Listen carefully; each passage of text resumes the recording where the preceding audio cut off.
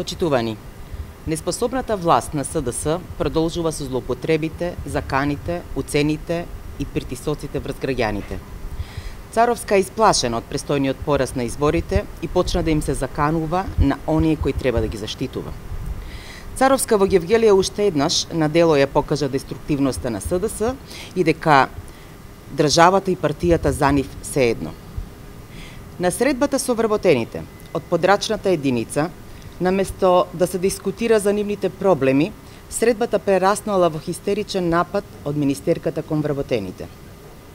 Конкретно, таа се заканела на Ангелина Петкова, кандидат за советник од ВМРО-ДПМНЕ за општина Гевгелија.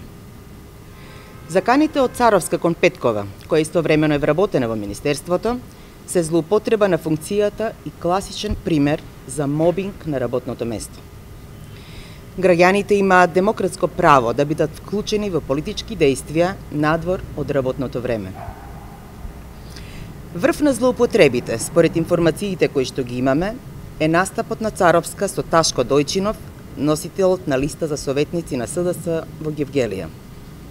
Тие двајца бесрамно се заканиле на најранливата група на граѓани во Гевгелија дека доколку не гласаат за СДС, ќе им биде укината социјалната помош.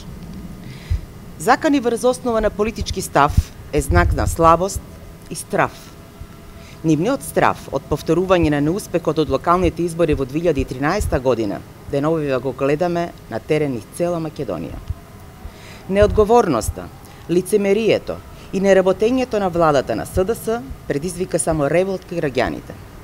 Затоа народот на 15 октомври ќе ги казни за сите закани кои ги добиваат од СДС.